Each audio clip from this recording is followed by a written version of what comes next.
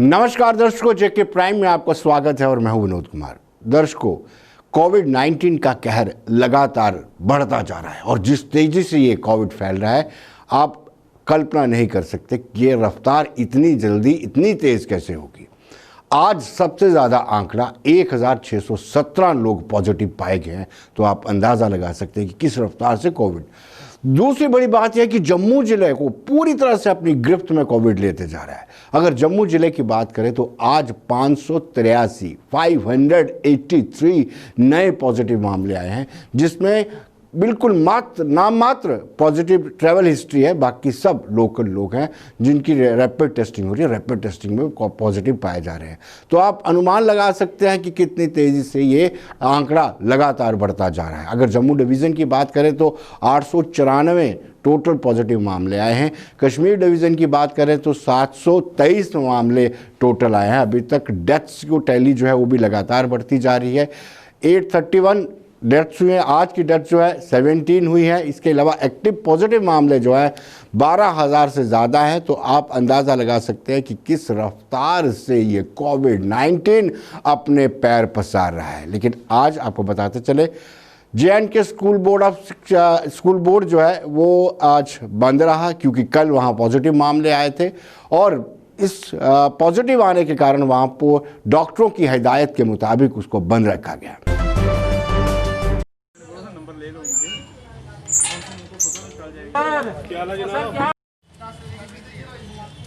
से आए हैं, लेना था यहाँ से, तो अभी आके लग गया पता है कि यहाँ पे 2 दिन के लिए बंद है। कुछ कोविड केसेस आए हैं यहाँ पे, तो पहले तो पता नहीं था। के लिए एक फॉर्म लेना था, एलिजिबिलिटी फॉर्म। तो स्कूल वालों ने बोला कि बोर्ड में जाओ, वहाँ से फॉर्म लेके आओ। यहाँ आने पर पता चला कि ये बंद है और 3 दिन के लिए बंद है। इस बारे में तो हमें नॉलेज नहीं था, पेपर में निकला नोटिस था, इसके बारे में तो हमें बिल्कुल पता नहीं था। दर्शकों, जम्मू यूनिवर्सिटी सबसे बड़ा प्रेस्टिजियस इंस्टीट्यूशन है, एजुकेशन इंस्टीट्यूशन है, वो भी बंद रहा। वहाँ भी बड़ी मात्रा में पॉजिटिव मामले आए थे। यानी जब जिस जगह पे पॉजिटिव मामले आ रहे हैं, उन जगहों को 2 दिन के लिए बंद किया जा रहा है और सैनिटाइज करने के बाद दोबारा से खोला जाएगा। लेकिन रैपिड टेस्टिंग के कारण ये चीज़ बिल्कुल कन्फर्म हो गई है कि मामले लगातार बढ़ते जा रहे हैं। और अब भी अगर हम सोशल डिस्टेंसिंग को मेंटेन नहीं करते हैं, मास्क नहीं पहनते हैं या खुद को हाथों को सैनिटाइज नहीं करते हैं, तो ये दिक्कत का सबब और बढ़ता जाएगा। दर्शकों, पुंछ में डिप्टी कमिश्नर खुद आगे आए और उन्होंने खुद आगे आकर के रैंडम चेकिंग की और जो लोग मास्क नहीं पहने हुए थे उनके खिलाफ कार्रवाई की।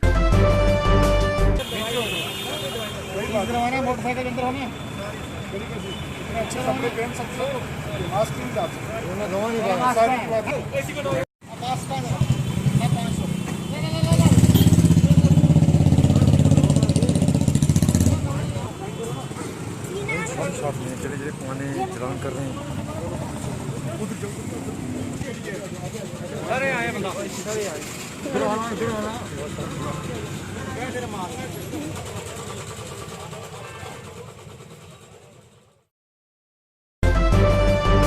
दर्शकों, हम बात करेंगे उपराज्यपाल मनोज सिन्हा की। मनोज सिन्हा का काम करने का स्टाइल इंटायरली डिफरेंट है बाकी वालों से। स्वाभाविक सी बात है, हर एक व्यक्ति का अपना अपना काम करने का तौर तरीका होता है। मनोज सिन्हा अलग से काम करना चाहते हैं। वो ज़मीन में जाकर यानी ग्राउंड जीरो से पूरी रिपोर्टिंग करना चाहते हैं। वहाँ से पूरे हालात को जानने के बाद ही किसी तरह का कोई बयान देना चाहते हैं। शायद यही एक कारण है। हमने NN वोरा को देखा, हमने सत्यपाल मलिक को देखा, हमने GC मुर्मू को देखा और अब उपराज्यपाल मनोज सिन्हा को देख रहे हैं।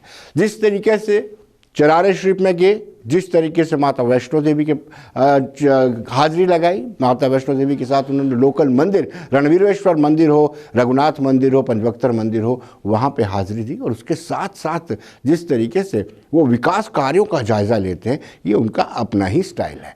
आज सांभे पहुंचे, सांबा उस जगह पहुंचे यहाँ पर एम्स बनाया जा रहा है, all India institute of medical sciences.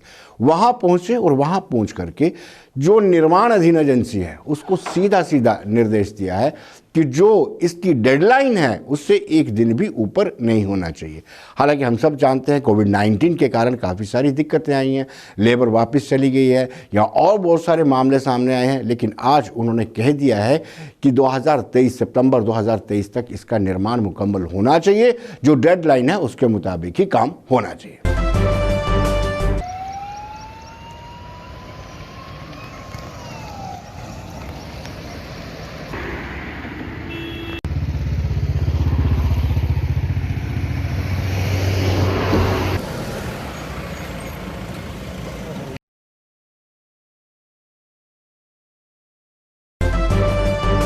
तो दर्शकों, जैसे हमने आपको बताया कि पहला स्टेप उनका जब जम्मू से निकले हैं सीधे विजयपुर की तरफ एम्स यहाँ पर बन रहा है वहाँ पर पहुँचे, और एम्स में पहुँचने के तहत उन्होंने वहाँ पर निरीक्षण किया कि जो बिल्डिंग्स बन रही हैं उनकी बेसमेंट हो चुकी है या किस तरीके से वो निर्माण किया जा रहा है।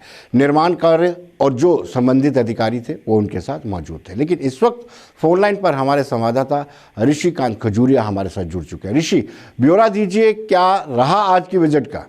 देखिए, मैं आपको बता दूं कि जिस तरह से आज एलजी मनोज सिन्हा जी का ये दौरा जो था ये एम्स साइट को लेकर था। एम्स अस्पताल यहाँ पर बन रहा है विजयपुर में, वहां पर उन्होंने निर्माण कार्य का जायजा लिया। और मैं आपको बता दूं कि जिस तरह से ये आज उनकी तरफ से जायजा लिया गया और उन्होंने अपने आला अधिकारी को निर्देश दिए हैं कि इसका जो काम काज है ये सही समय पर कंप्लीट हो जाना चाहिए और ये जनता को समर्पित होना चाहिए। क्योंकि अगर इस सुविधा की बात करें तो कई देर से इंतजार किया जा रहा है कि कब ये एम्स अस्पताल बनकर तैयार होगा, और कहीं ना कहीं इसको लेकर पहले डिले भी था। लेकिन जिस तरह से आज ये निरीक्षण किया गया है और निरीक्षण के दौरान उन्होंने जहाँ पर जो 16 बिल्डिंग्स बननी है, 16 बिल्डिंग्स का ये जो अस्पताल बनेगा, इसको लेकर यहाँ की इस पूरी जगह की अगर बात करें तो यहाँ पर जो इसकी नींव रखी जानी थी, फाउंडेशन रखी जानी थी, उसका काम इसी सितंबर मंथ में कंप्लीट भी हो जाएगा।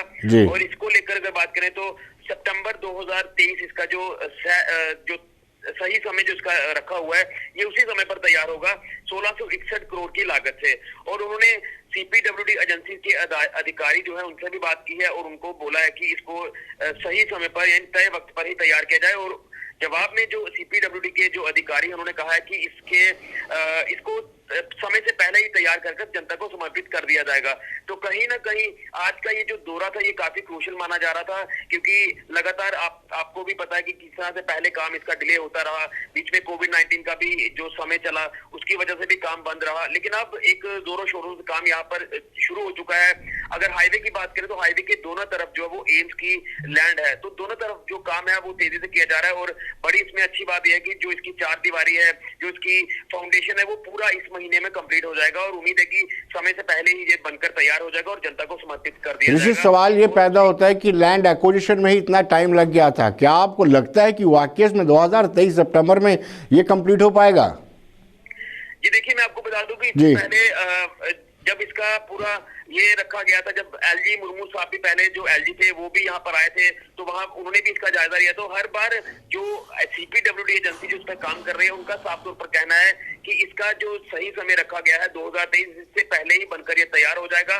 बीच में खलल थोड़ा सा जरूर पड़ा है कोविड-19 की वजह से, लेकिन जो आश्वासन जो उन्होंने ये बात कही है तो इसके ऊपर अमल भी करना होगा, क्योंकि कहीं ना कहीं अगर इस तरह का कहा जा रहा है तो शायद ये बनकर अब जल्द तैयार हो जाएगा। इसको लेकर कई सारे संघर्ष भी जम्मू में हुए हैं और लोगों का भी ये कहना था, जब प्रधानमंत्री जी ने इसका फाउंडेशन स्टोन रखा था तो तब भी उसके बाद कई महीनों तक इसका काम शुरू नहीं हो पा रहा था। लेकिन अब जो काम है ये जोरों शोरों से शुरू हो चुका है और उम्मीद यही की जानी चाहिए कि अब ये जल्द बनकर तैयार हो जाएगा और समय से पहले ही तैयार हो जाएगा। जी ऋषि, आपसे ये जानना चाहूंगा, सुनने में यह आया कि सीपीडब्ल्यूडी के अधिकारियों को सख्त निर्देश उपराज्यपाल द्वारा दिया गया है कि टाइमली कंप्लीट किया जाए, प्रोजेक्ट को डिले नहीं होने। बिल्कुल सही कहा आपने। इसी तरह के जो दिशा निर्देश हैं वो सीपीडब्ल्यूडी एजेंसी के अधिकारियों को दिए गए हैं। इसमें मैं वही बार बार कहूंगा कि पहले ही काफी ज्यादा विलंब हो चुका है, लेकिन अब ज्यादा विलंब नहीं होगा, इसलिए काम जोरों से चल रहा है। से निकलते तो आप वहां पर देख सकते हैं हाईवे के दोनों तरफ की अगर बात करें जो लैंड है एम्स की, तो दोनों तरफ काम जोरों से किया जा रहा है। शायद यही वजह है कि आज जो दौरा था ये काफी इसलिए क्रूशियल माना जा रहा है कि सख्त निर्देश जो है वो अब अधिकारियों को दिए गए हैं। कि जल्द से जल्द इसका निर्माण कार्य कंप्लीट किया जाए। लेकिन देखना यह है कि कोविड-19 के कारण लेबर माइग्रेट कर गई थी, क्या वो वापस लेबर आ चुकी है? देखिए बिल्कुल, लेबर जो है वो अब यहाँ पर उसी तरह से काम कर रहे हैं जिस तरह से कोविड-19 से पहले लेबर आपको दिखा करती थी। हालांकि जरूर थोड़ा सा इसमें फर्क पड़ा, लेकिन काफी बड़ी एजेंसी है, सेंटर की एजेंसी है CPWD, और काम इन्होंने जोरों से शुरू कर दिया है। लेबर भी आपको पर्याप्त मात्रा में आपको वहां पर दिखेगी, और उम्मीद यही की जा रही है कि अब जितना विलंब इसमें पहले हुआ था बनने में, लेकिन शायद वो पूरा का पूरा जो समय बीच में कवर किया जाएगा और सही समय पर ही ये बनकर तैयार होगा। लेकिन जो उम्मीद हम कर रहे हैं कि समय से पहले बनकर तैयार होगा, ये तो अब देखना होगा कि किस तरह से समय पर होता है, या उसके जो 2023 समय रखा हुआ है। कहीं ना कहीं जनता इंतजार कर रही है लंबे समय से कि एम्स कब बनकर तैयार होगा। तो फाइनली अब जिस तरह से हिदायतें दी जा रही है, इन हिदायतों का पालन जो है वो अधिकारी करते हुए नजर आएंगे। बहुत बहुत शुक्रिया ऋषि। तो दर्शकों, हम बात करेंगे कठुआ की।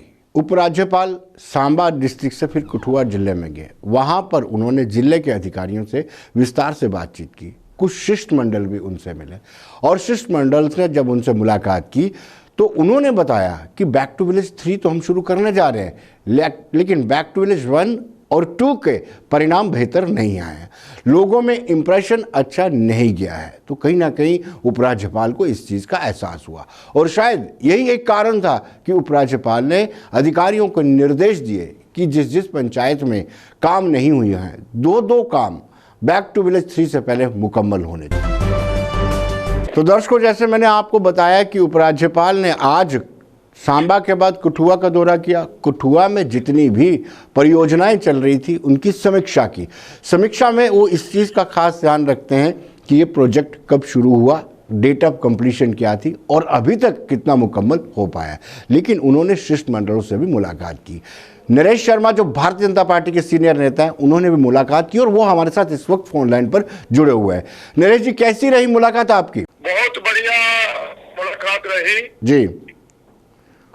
माननीय LG साहब ने जी एक बात हमारे म्युनिसिपल काउंसिल के जी 6 प्रेसिडेंट मिले थे जी माननीय गवर्नर साहब से जी, और उनको बताया कि जो हमारे कठुआ टाउन की और जितने भी म्युनिसिपल कमेटियां हैं जी, इनकी तब तक हालत नहीं सुधरेगी जी जब तक इनको सीवरेज के अंडर ना लाया जाए।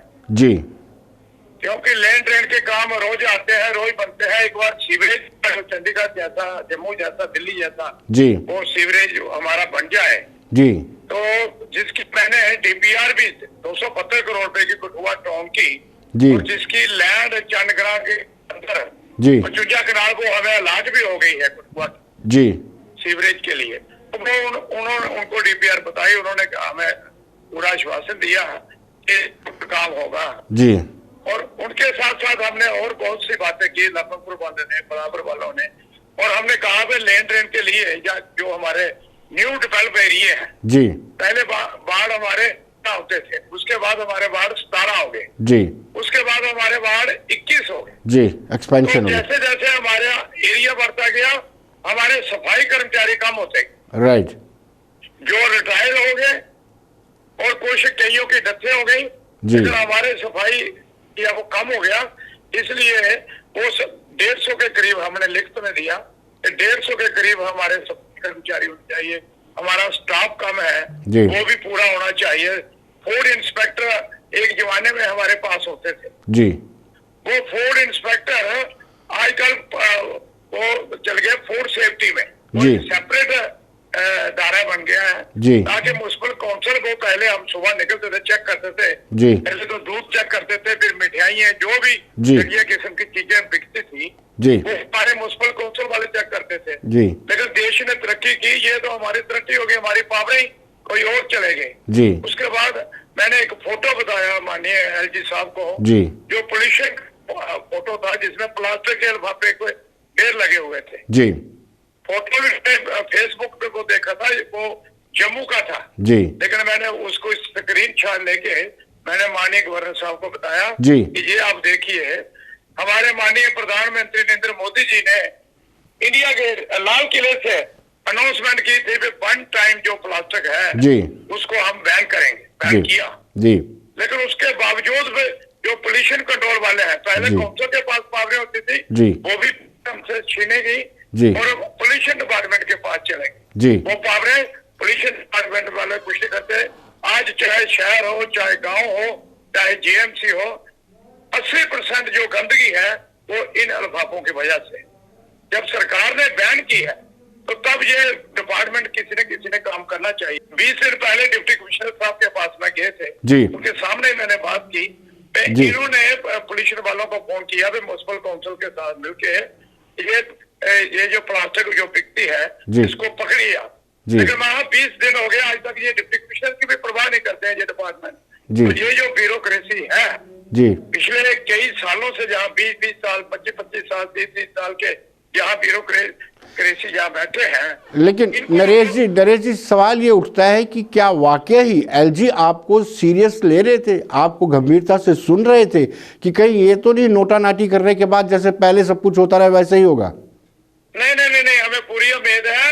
एलजी साहब ग्राउंड से ऊपर तक पहुंचे हैं जी, उन्होंने सब कुछ देखा है जी, तो इसलिए हमें पूरा यकीन है और बड़ा सीरियसली उन्होंने देखा जी, या सुना है और लिखा भी है जी, उसके ऊपर अमल होगा जी। और भी हमने बहुत सी बातें की, जैसे हमारे पास पावर है जी, आज बीडीसी के चेयरमैनों को जी। 25 लाख की इन्होंने अपना डेवलपमेंट फंड दिया जी, 1.5 लाख जनता को हम भी कठुआ टाउन के अंदर लोगों की नुमाइंदगी करते हैं। जी, 10 रुपए की पावर नहीं है म्युनिसिपल काउंसिल के प्रेसिडेंट के पास पे मौके पे हम जाएं जी। और देखें कि जहाँ इमरजेंसी है, बरसात होती है, बाढ़ है, लेन ड्रेन के काम टूटे हुए हैं, लोगों के घरों के अंदर पानी जाता है जी। तो कहीं काम करवा लें, वो पावरें भी हमें दीजिए जी। 74 जो है 73 और 74 74th अमेंडमेंट जी, जी, लागू करें जी। तो क्या कहना था? मैंने सुना है कि उपराज्यपाल सुनने में ज्यादा बिलीव करते कि या कुछ कहा भी उन्होंने? नहीं, अभी पहले सुना है और उन्होंने कहा कि आप लिखित में दे दो। जी, लिखित में दे दो। हमने लिखित में बनाया था। एक बहुत बड़ा एक और मुद्दा था जो जी। हमारे टाउन के लिए, जी। जम्मू, मुझे लगता है जम्मू जीएमसी के लिए जी, और जहाँ हमारी काउंसिल कमेटियां हैं जी, एक जब भी म्युनिसिपल काउंसिल एरिया के अंदर जी, जो रजिस्ट्री होती है, पहले तो जज साहब करते, आज एसीआर हमारे कठुआ में कर रहे हैं। जी, मैंने 1 महीना पहले भी डीसी साहब को लिखता, आज गवर्नर साहब को भी हमने वो लिखित रूप में दिया है। जी। जब भी कोई रजिस्ट्री करते हो पहले म्युनिसिपल काउंसिल का या जीएमसी का इसका एनओसी होना चाहिए। जी, क्योंकि आज के अंदर आए दिनों लोगों ने इंक्रोचमेंटें की है, जहाँ जिसका मन करता है वहां वो अपनी निकाल लेता है। जी, ये म्युनिसिपल काउंसिल का एनओसी का मतलब है पहले वो हमारा जाए वहां देखे जहाँ इस लेन है, ड्रेन जी, है, जी, जी। या जिसका हम ये बसीका हो रहा है, उसके बाद उसका नक्शा पास। जी, तो जी, वो भी हमने लिख करके दिया कि ताकि आने वाले दिनों में जो डेवलपमेंट हो उसकी लेन ड्रेन का पूरा सिस्टम हो। जी। नरेश जी, नरेश जी बहुत बहुत शुक्रिया आपका, धन्यवाद। दर्शकों, पंचबख्तर मंदिर का विवाद अब सुलझ गया है ऑलमोस्ट। जिस कंपनी ने कॉन्ट्रैक्ट लेना था, टेंडरिंग करनी थी, उसने अपना टेंडर करने से इनकार कर दिया है। जम्मू नगर निगम ने भी अपनी सफाई दे दी है, जेडीए ने भी अपनी सफाई दे दी है, डिप्टी कमिश्नर जम्मू ने भी अपनी सफाई दे दी है। सारी चीज़ें दुरुस्त हो चुकी है, लेकिन एक चीज़ अभी भी नहीं हुई है, वो ये है कि आखिर इसके पीछे साजिश किसकी थी, किसने ये कॉन्स्पिरेसी रची। इसकी जांच को लेकर के कहीं ना कहीं संशय बना हुआ है कि इसकी जांच होनी चाहिए। विश्व हिंदू परिषद का क्या रोल रहेगा, इस पर भी हमने बातचीत की। विश्व हिंदू परिषद के कार्यकारी अध्यक्ष राजेश गुप्ता से हमने बातचीत की, आइए देखते हैं उनका क्या कहना है। दर्शकों, पंचबख्तर मंदिर के मामले को लेकर के अब साधु समाज भी आगे आ गया है, लेकिन विश्व हिंदू परिषद की जो चुप्पी है वो कहीं ना कहीं अखर रही है, डाइजेस्ट नहीं हो पा रही है। और इस वक्त हमारे साथ सीधे जुड़ चुके हैं विश्व हिंदू परिषद के प्रदेश अध्यक्ष राजेश जी, आपका स्वागत है। जो सवाल मैंने जो शुरू में मैंने पूछा कि अगर भारतीय जनता पार्टी की सरकार ना होती दिल्ली में, यूपीए होती, मनमोहन सिंह प्राइम मिनिस्टर होते, तो इस वक्त इस मंदिर पंचबख्तर मंदिर को लेकर के जो भूमिका विश्व हिंदू परिषद की होती वो देखने लायक होती। क्या कहेंगे आप?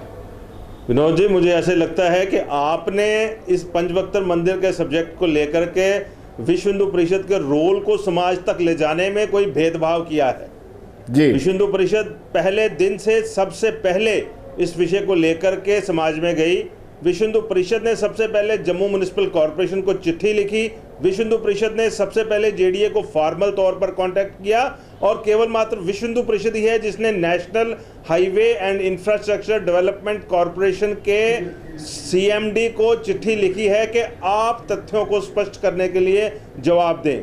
वो सारी चीज़ें जो हैं, आज तो डिजिटल मीडिया का ज़माना है, ऑन द रिकॉर्ड है और उनकी सबकी कॉपियां मैं आपके साथ शेयर कर दूंगा और उसके साथ मल्टीपल इंटरव्यूज़ वहां पर पंचबख्तर मंदिर में प्रोटेस्ट, ये सारा कुछ विश्व हिंदू परिषद ने किया है। लेकिन एक बात है, कुछ राजनीतिक दल राजनीतिक रोटियां सेकने के लिए वो आकर के उनका एजेंडा जो है वो किसी सब्जेक्ट को कंक्लूड नहीं करना होता, उनका एजेंडा होता है उस सब्जेक्ट से राजनीतिक दुर्भावना पैदा करना। तो उनके साथ हमारा मुकाबला नहीं है। जब मंदिर की बात आती है तो सबसे पहले हमारा काम था कि उस व्यवस्था को पुनः सेट करना और अगर कोई ये गलत पार्किंग बनाने की मुहिम चल पड़ी है तो उसको रोकना। सबसे पहले हमने जम्मू म्युनिसिपल कॉरपोरेशन के मेयर, डिप्टी मेयर दोनों से बात की, एक रिटर्न चिट्ठी भी लिखी और उसके बाद उनकी तरफ से एक ज़बानी जवाब आया कि हम इसमें शामिल नहीं हैं और हमने उनको इंसिस्ट किया कि आप रिटर्न जवाब दीजिए। हमारे इंसिस्ट करने के बाद वो रिटर्न चिट्ठी जो है, जो कि सार्वजनिक हुई बाद में, उन्होंने एक अपने ऊपर आला अफसरों को भेजी जिससे कि जम्मू म्युनिसिपल कॉरपोरेशन की भूमिका स्पष्ट हुई। वीसी जेडीए के साथ मैंने बात की, प्रेस में भी मैंने बात की और वीसी जेडीए के साथ बात करने के बाद उनकी तरफ से हमें पहली चिट्ठी मिली जो national highway infrastructure development corporation limited ने लिखी थी कि हम इस टेंडरिंग प्रोसेस को अबॉर्ट कर रहे हैं। वो चिट्ठी हमने ला करके जो रिटायर्ड जज सुरेश शर्मा केयर टेकर हैं मंदिर के, वहाँ पर सबको दी कि ये चीज़ इनसे कही गई है। लेकिन साथ में हमने ये कहा कि हम इस चिट्ठी से सेटिस्फाइड नहीं हैं। क्यों नहीं है? एक टेंडरिंग प्रोसेस को अबॉर्ट किया जा रहा है कि लैंड में लीगल इश्यूज हैं, लेकिन मेरा सवाल ये था कि टेंडरिंग प्रोसेस शुरू ही क्यों किया गया जबकि मंदिर की मैनेजमेंट की, उसके केयर टेकर की, जो रिसीवर पॉइंट किए गए हैं हाई कोर्ट की तरफ से, उनकी उसमें कंसेंट नहीं थी। सवाल ये उठता है कि क्या वो विश्व हिंदू परिषद का भय खत्म हो गया है, जिस विश्व हिंदू परिषद ने राम मंदिर के निर्माण में एक अहम रोल निभाया? क्या प्रशासन को इतना भी भय नहीं था कि पंचबख्तर मंदिर इतना पुराना मंदिर है जो कभी यहाँ पर आधार शिविर हुआ करता था बाबा बर्फानी की यात्रा का? बिल्कुल डर नहीं आता। जिस मंदिर पे आकर के शंकराचार्य जी विराजे हों और उन्होंने अपने प्रवचन दिए हों जी, जिस मंदिर में आकर के श्री गुरु नानक देव जी 3 दिन के प्रवास के दौरान यहाँ रहे हों, जिन्होंने उस वक़्त जम्मू के सभी नागरिकों को आशीर्वाद दिए हों, जम्मू के राज परिवार को आशीर्वाद दिए हों, उस मंदिर की भूमि के साथ ये दुष्खिलवाड़ करने वाले को विश्व हिंदू परिषद बख्श नहीं सकती है और ना ही उसका कोई लिहाज करेगी। इसी वजह से हमने तुरंत कार्रवाई शुरू की और तुरंत कार्रवाई का पहला परिणाम ये आया कि टेंडरिंग प्रोसेस NHIDCL ने अबॉर्ट किया और उसके बाद सभी ये जो डिपार्टमेंट्स थे, मैं तो ये कहूँगा कि मल्टी डिपार्टमेंटल कोऑर्डिनेशन नहीं, मल्टी डिपार्टमेंटल कन्फ्यूजन क्रिएट करने की कोशिश की जा रही है। और आज जबकि 2 चीज़ें, वीसी जेडीए ये कह रही हैं कि जम्मू स्मार्ट सिटी लिमिटेड के तहत ये प्रोजेक्ट कोई कहीं बन रहा था, फलाना हो रहा था, और उसके साथ साथ टेंडरिंग प्रोसेस खुद शुरू करवा कर के उसके 2 दिन के बाद वो जम्मू स्मार्ट सिटी लिमिटेड की मीटिंग में बैठती हैं और उसकी चर्चा नहीं करती, जो कि डीसी जम्मू ने अपनी चिट्ठी में सार्वजनिक कर दिया है। तो हम तो ये समझते हैं कि कोई क्रिमिनल कॉन्स्पिरेसी है जो कि जिसमें समाज के भी कुछ लोग शामिल हो सकते हैं और ये क्रिमिनल कॉन्स्पिरेसी का पर्दाफाश किया जाना चाहिए कि कैसे इस क्रिमिनल कॉन्स्पिरेसी में कौन कौन लोग शामिल थे, और जिसमें कि एक पब्लिक सेक्टर अंडरटेकिंग को भी बीच में पार्टी बनाया गया, एक आवरण उस पर दिया गया जिसको कहते हैं कैमोफ्लाज किया गया कि जम्मू म्युनिसिपल कॉरपोरेशन भी उसमें साथी है और शायद जम्मू म्युनिसिपल कॉरपोरेशन में भी 10 गलतियां होंगी, लेकिन इस केस में ऐसे लगता है कि जैसे उसको बदनाम करने की कोशिश की गई है। राजेश जी, आपने बताया कि क्रिमिनल कॉन्स्पिरेसी हो सकती है, लेकिन टाइटल वेरिफिकेशन के बिना कभी टेंडरिंग होती है और ये कौन से लोग हैं, क्या इनके खिलाफ कार्रवाई नहीं होनी चाहिए? मैं यही क्या तो कोई प्रॉब नहीं होना चाहिए, पता चलना चाहिए, जांच होनी चाहिए? मैं आप ही के माध्यम से यही तो डिमांड कर रहा हूं, और आप बाकी भी जो अन्य मीडिया हाउसेस हैं जम्मू के, जिनको भी इस दौरान मैंने जिनसे बात की है, इंटरव्यूज़ दिए हैं, और जहां जहां प्रोटेस्ट हुए हैं मैंने यही बात की है कि इसमें अगर कोई समाज का अवांछनीय तत्व भी शामिल है, इसको केवल मात्र जेडीए या NHIDCL को ही मैं दोषी नहीं ठहरा सकता कि कोई ना कोई उसको प्रॉम्प्ट कर रहा है, और जो भी प्रॉम्प्ट कर रहा होगा, जो भी उसके पीछे लगा होगा, होंगे तो जम्मू के ही लोग, और उन सब को they have to be brought to the course of law, और उन सब के ऊपर कार्रवाई होनी चाहिए। और इसके पीछे जो षड्यंत्र है कि सरकार के अगर 3-4 विंग उस पर लगे हुए हैं, 3 विंग्स को पता नहीं है, और एक विंग अपने तौर पर इस ढंग से कार्रवाई कर रहा है, और अगर यही काम कभी किसी प्राइवेट पार्टी ने किसी प्राइवेट ज़मीन पर किया होता, या मंदिर की ज़मीन पर केवल मात्र कोई प्राइवेट पार्टी वहां पर कंस्ट्रक्शन या निर्माण करने के लिए पहुंच जाती, तो अभी तक वो जेल की सलाखों के पीछे होते। और वही मापदंड जम्मू कश्मीर की सरकार को, जम्मू कश्मीर की जो एजेंसीज हैं जो इस तरह के कामों को देखती हैं, जो जिन्होंने विजिलेंस रखनी है, उनको इस विषय पर भी उठाना चाहिए। राजेश जी, कुछ सियासी जमातों ने इसका भरपूर लाभ उठाया। आज भी पैंथर्स पार्टी ने प्रेस कॉन्फ्रेंस की और उन्होंने कहा कि जम्मू खित्ते का कुछ नहीं हो सकता, जम्मू खित्ते के साथ निरंतर पक्षपात जारी है, और मंदिर की, ये पंचबख्तर मंदिर की मिसाल भी दी। देखिए, आपने श्री राम मंदिर का रेफरेंस दिया था, और श्री राम मंदिर का संघर्ष भी it is a matter of record के बड़ी मर्यादा के साथ वो परिपूर्ण हुआ है जी। हिंदू समाज सहिष्णु जरूर है, लेकिन उसकी बहादुरी को कमतर नहीं आंका जा सकता। पंचबख्तर मंदिर का भी जब यह विषय सामने आया तो सबसे पहले हमने सभी रेलेवेंट डिपार्टमेंट्स की नॉकिंग की, सभी से प्रश्न पूछे, और उन प्रश्नों के पूछने का ही हमें लाभ ये मिला कि इमीडिएटली सभी डिपार्टमेंट्स हरकत में आ गए, और उन्होंने अपनी अपनी स्थिति स्पष्ट की। जेडीए की तरफ से ये स्थिति जो उन्होंने स्पष्ट की उसमें स्पष्टता नज़र नहीं आ रही है, उनको स्थिति और स्पष्ट करने की ज़रूरत है। NHIDCL ने अभी तक हमारी चिट्ठी का जवाब नहीं दिया है, मैं आपके माध्यम से बार बार कह रहा हूँ, और उनको बताना पड़ेगा कि क्यों वो इतनी तेज़ी से किसी दूसरे की ज़मीन के ऊपर टेंडरिंग प्रोसेस करना शुरू कर दिया उन्होंने। तो हम इसको आधे रास्ते में छोड़ेंगे नहीं, और सरकार से आग्रह करेंगे कि इसमें अगर कोई प्राइवेट पार्टी या प्राइवेट इंडिविजुअल या मंदिर के साथ सीधे या प्रत्यक्ष या परोक्ष रूप से जुड़ा हुआ कोई व्यक्ति, अगर कोई भी इसमें शामिल है, समाज का कोई भी आदमी शामिल है, तो उसको भी एक्सपोज किया जाए और उसके साथ भी as per law proper treatment की जाए। देखिए राजेश जी, आपका दबाव कुछ जमा नहीं, सरकार ने अभी तक इंक्वायरी कमेटी कॉन्स्टिट्यूट नहीं की, ना ही इसकी जांच शुरू करवाई है। पिटीशन इस मामले में पहले से दायर कर दी हुई है, जो कि उन्होंने हमें दिखाई थी। उस पिटीशन के दायर करने के बावजूद उनका ये कहना था कि शायद कोर्ट्स में छुट्टियां हैं या उसका कोई सुनवाई में देरी है, तो मीनवाइल कहीं ये कोई निर्माण न कर दें, तो उन्होंने हमें एक्टिवेट किया, हमने चिट्ठियां लिखी, और जिससे कि 3 तारीख को NHIDCL की चिट्ठी पहली सामने आई, और उसके बाद 1-2 दिन के अंतराल पे ये तीनों चिट्ठियां सामने आ गई। पहले जम्मू म्यूनिसिपल कॉरपोरेशन की, फिर जेडीए की, और फिर अब डिप्टी कमिश्नर जम्मू साहब की। तो डिप्टी कमिश्नर जम्मू की चिट्ठी मैं समझता हूं सबसे अहम है। आप उसके हर पैराग्राफ में पढ़िए, और वो अपने आप में सेल्फ एक्सप्लेनेटरी है कि जेडीए ने बाकी विंग्स को बताए बगैर शायद कार्रवाई की है, क्योंकि जम्मू स्मार्ट सिटी लिमिटेड की बोर्ड मीटिंग में जबकि ये विषय डिस्कस हुआ, लेकिन उससे 2 दिन पहले टेंडरिंग प्रोसेस जेडीए के द्वारा और NHIDCL के द्वारा शुरू किया जा चुका था। फिर भी उस मीटिंग में जो बोर्ड ऑफ डायरेक्टर्स थे उनको इन्फॉर्म नहीं किया गया।